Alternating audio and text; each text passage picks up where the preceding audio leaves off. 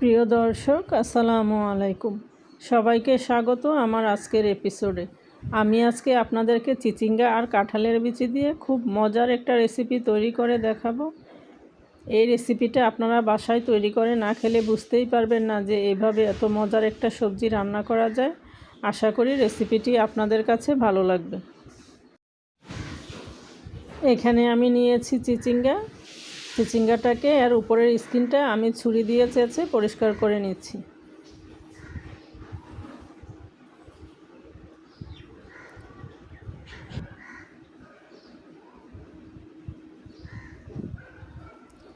পুরোটা আমি চেঁচে নিয়েছি।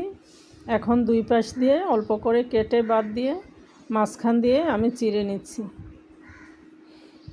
এখন এর ভিতরে যে বিচিগুলি আছে এগুলোকে আমি ফেলে দিব।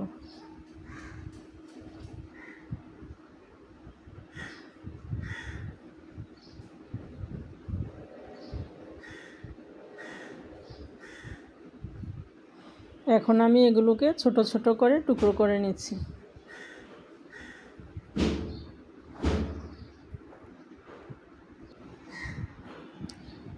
এখানে আমার 500 গ্রামের মতো চিচিঙ্গা আছে, আমি সবগুলোকে টুকরো করে নিয়েছি।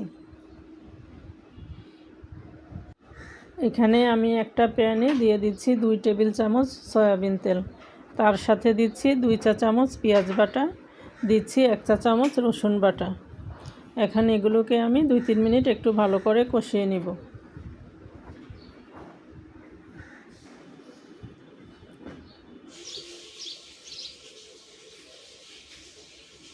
এখানে আমি দিচ্ছি 2 চা চামচ মরিচ বাটা। আমি বাটা মশলা দিয়ে রান্নাটা করছি, আপনারা চাইলে গুঁড়া মশলা দিয়েও রান্না করে নিতে পারেন। এখন এখানে দিচ্ছি পরিমাণ মতো লবণ আর দিব আধা চা চামচ হলুদের গুঁড়া। এখন এই মশলাগুলোকে আমি 2-3 মিনিট তেল আর মশলাটাকে একসাথে ভালো করে কষিয়ে নিব। এখন এখানে আমি দিচ্ছি অল্প পানি আর মশলাটা আমি আবার ভালো করে কষিয়ে নিব। এখন চিচিঙ্গাগুলো দিয়ে দিচ্ছি, এগুলোকে আমি ধুয়ে ভালো করে পরিষ্কার করে নিয়েছি। এখন নেড়েচেড়ে চিচিঙ্গার মশলাগুলোকে একটু ভালো করে আমি কষিয়ে নিব।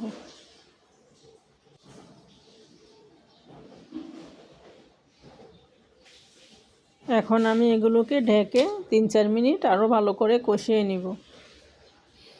মাঝখানে আমি 2-3 বার নেড়েচেড়ে দিয়েছি।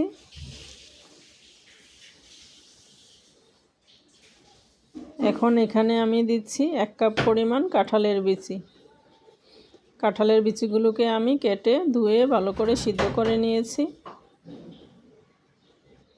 এখানে আমি কাঁঠালের বিচির উপরের যেই লাল স্কিনটা সেটা ফেলে নিয়ে এটার সাথেই আমি সিদ্ধ করে দিয়েছি।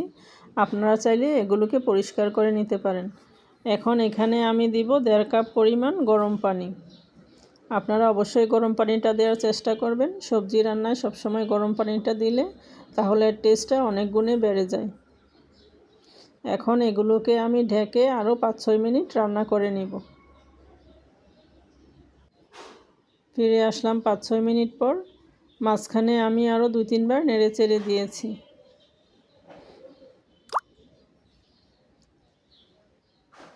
চিচিঙ্গাগুলো আমার সিদ্ধ হয়ে গিয়েছে। এখন এখানে আমি দিচ্ছি 1 চা চামচ ধনে গুঁড়া আর দিব 1 চা চামচ ভাজা জিরার গুঁড়া। আর এখানে আমি দিচ্ছি 1 টেবিল চামচ ঘিটা আপনারা অবশ্যই দেওয়ার চেষ্টা করবেন, এতে এর সবজির টেস্টটা অনেক গুণে বেড়ে যাবে। এখন আমি সব কিছুকে ভালো করে নেড়েচেড়ে মিশিয়ে নিচ্ছি। রান্নাটা আমার কমপ্লিট হয়ে গিয়েছে। এখন এগুলোকে আমি ঢেকে 5-6 মিনিট পর আপনাদেরকে পরিবেশন করে দেখিয়ে দিচ্ছি। চুলার জালটা আমি বন্ধ করে দিব। দেখতেই পাচ্ছেন সবজির কালারটা কি চমৎকার এসেছে। এভাবে আপনারা সবজি রান্না করে রুটি বা পরোটার সাথে খেতে পারেন অথবা ভাতের সাথে সার্ভ করতে পারেন। এভাবে সবজিটা রান্না করলে বাসার সবাই খুব পছন্দ করে খাবে। আশা করি রেসিপিটি আপনাদের ভালো লেগেছে। সবাই ভালো থাকবেন। আল্লাহ হাফেজ।